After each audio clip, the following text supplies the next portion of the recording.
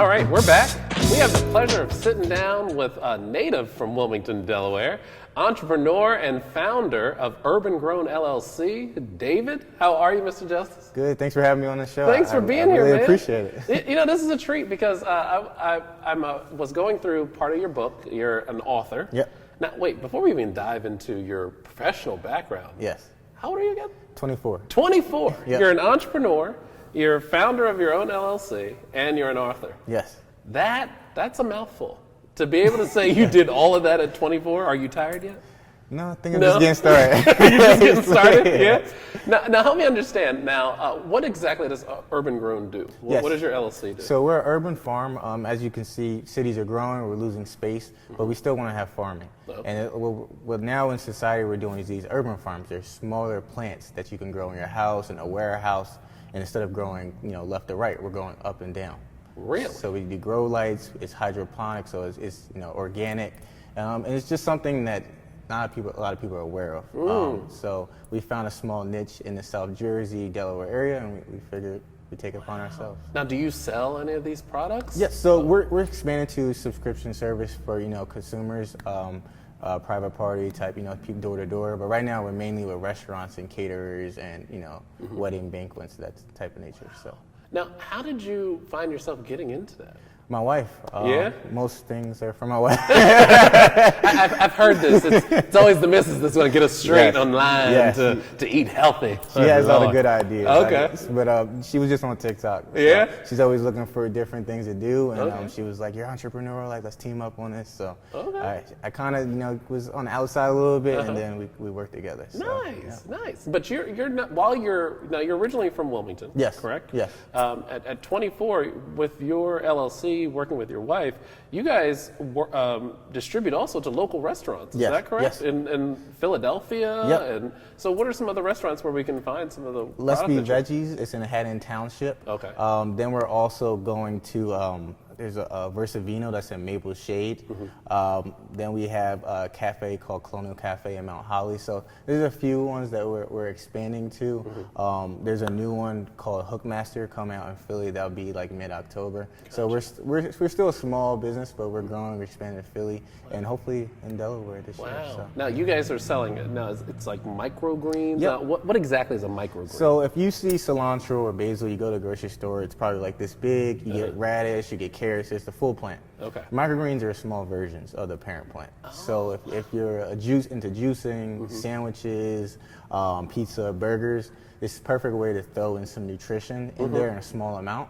But they're 40 times more nutrient dense, so way more healthy than the things that you're typically find at the grocery store. Well, then I probably need to sign up because COVID made me gain some weight, so I need some good nutrients to put that in my food. Now, how did you do so well, or how did COVID play a role with what you guys were doing? COVID gave us a lot of time to think and research a lot of things. So I'm always looking for positive things. You were restricted home, but that gave us a lot of time to learn more, to study, to research. So it actually helped us out in a lot of our businesses. That's good. That's good. Now, I'm sure you probably have garnered some partners, right? Yeah. Right now it's just us. It's just you guys. It's just us two. Wow, that's awesome. So what can we do? Is to see you out here giving back to the community, and from being a native of Wilmington, giving back here. What can Wilmingtonians do to help you? Just share the opportunity. That's my biggest thing. I'm just looking for people to, as a young person, I'm looking for other young people. I feel like in Wilmington, I didn't know a lot of these things,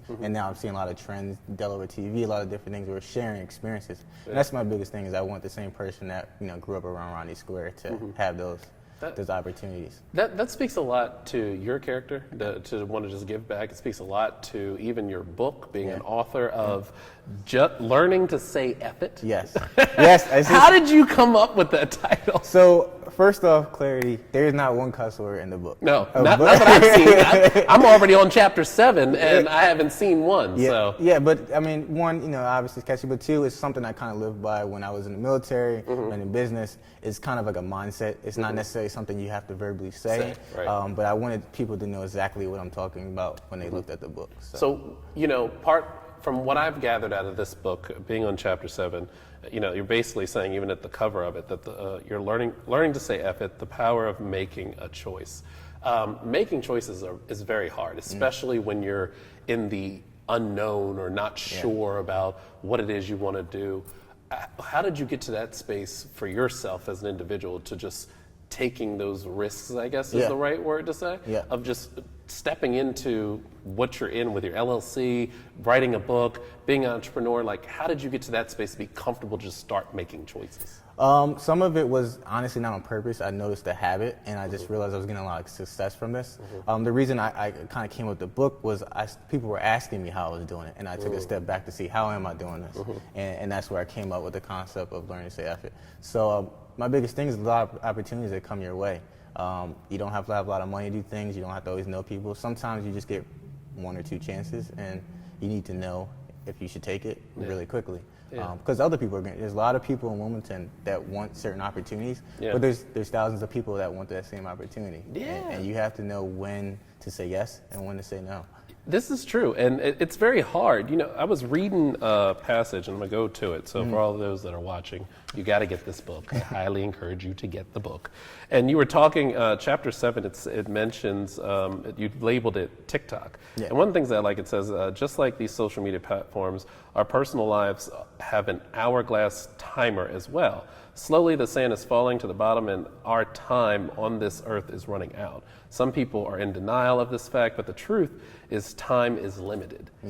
That captured me because I literally move as if time is not on my side. Like some of my friends, they crack up, depending on the vacation that I go on, I want to explore. I want to see everything.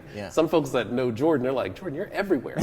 I want to learn and get to explore. So is that from a personal belief of yours? Like, how did you, to put that in the book, it was profound for me. A lot of the things were very personal, and not necessarily a deep person, but when I was writing it wasn't like I had some layout or script. I just had a few things, topics I want to talk about, and I just let it flow out. And I really feel like a lot of those things people ask me, you're kind of, younger days I was a little wild, but then now it's kind of like I'm taking a lot of opportunities, and people wonder why, and it was just like I realized, you know, this opportunity might not come my way. When's the next time I'll get to go to Florida or out the country? I have my family with me here. Next time somebody might not be alive next time. This was during COVID too, so I also knew a lot of people, you know, were missing family, people were dying. So that's kind of where it came from. You just never know. You know, it's not always a crime. It's not always like you lose money. It's never always different. It's not anything specific. You just never know. So you should not to be scared, but to just have fun and just you know, take chances. And so I love that you said taking chances, because for me, making a mistake, I seize those moments, right? Because it's a learning opportunity. Whereas everyone else they're so scared to fail. I mean, once you hit rock bottom, there's nowhere else to go but up, right? Absolutely. So I guess, have you had any of those kind of experiences as an entrepreneur where you've hit rock bottom, and is that what got you to the space where it's like, I'm just going to keep making more choices? I've had a lot of pride being taken over. Like right now, I'm in a couple of major things. The main thing is Urban Grown, just my blog, The Young Merchant, and then also real estate. Those are my 3 things right now, but they're not the first businesses I've tried. I almost started landscaping. I almost started a painting company, a clothing line, you know, several things, and they don't always work out. But they've also helped me to know what not to do next time.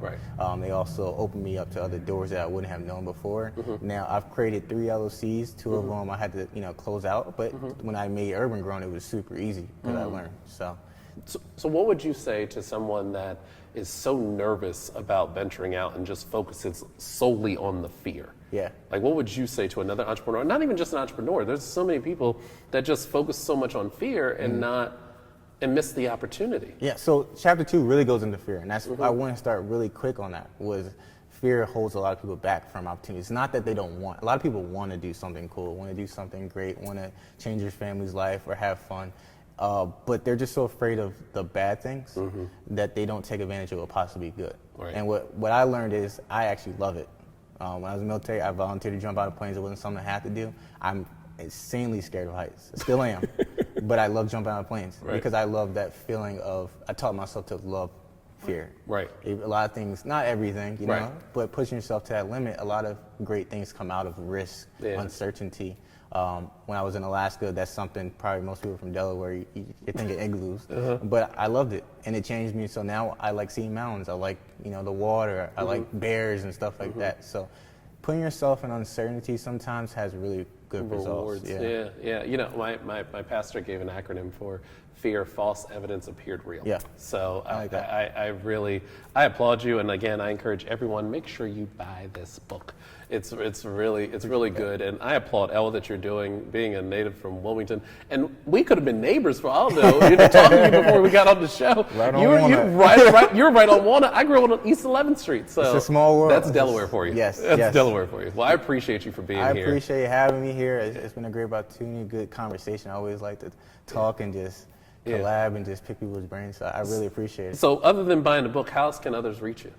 They can reach me on my Instagram, and that's going to be at David M. Justice on Instagram. That's also on Facebook, David M. Justice, or my blog, theyoungmerchant.com. Well, again, David, I can't thank you enough for being here, man. Thank you. I appreciate your time. I appreciate you. Yeah. Thank you. All right. We'll be right back.